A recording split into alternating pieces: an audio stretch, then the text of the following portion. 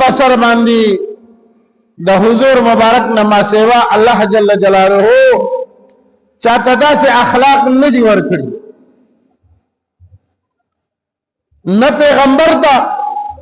نه یو صحابي ته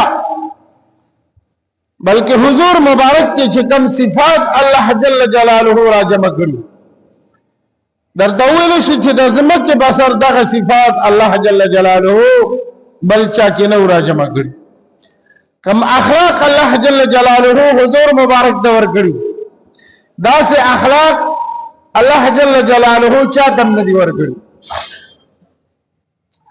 ام المؤمنین حضرت عائشہ رضی اللہ تعالی عنہا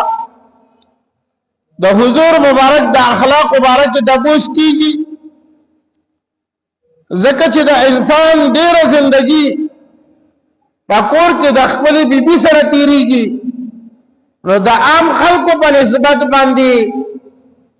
بیبي ته د سړي ټول پوزیشن او ټول حساب کتاب معلوم وي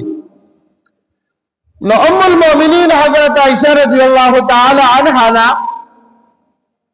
حضور مبارک د اخلاق د پوس شو چې د حضور مبارک اخلاق سدي ام المؤمنین جواب ورکو کان خلقه القرآن د حضور مبارک اخلاق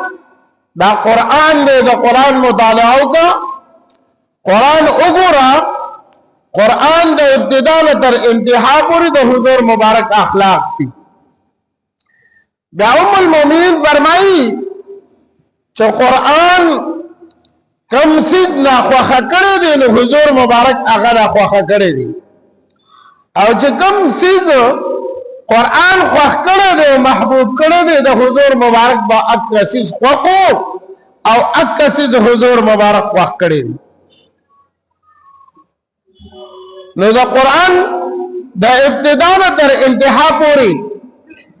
کا مطالعہ شو کتلیشی نو حضور مبارک ټول دا ابتدا تر انتہا پوری دا حضور مبارک اخلاق دی نو کان خلقه القرآن دا حضور مبارک اخلاق دا قرآن دے قرآن قرآن دا ابتدا تر انتہا پوری او دا حضور مبارک چی قرآن اللہ قرآن دا اللہ کتاب دے دا اللہ خبر اتری دی نو قرآن چی کم سیز ناجیزہ کڑے دے ناخواہ کڑے دے حرام کڑے دے اگا حضور مبارک ناخواہ کڑے دے فضان حرام کڑے دے کم سیز حلال کڑے لے دے کم سیز خواہ کڑے دے حضور مبارک اکا سیز خواہ کڑے دے نو عزت مندو ام المومنین جواب دا ورکو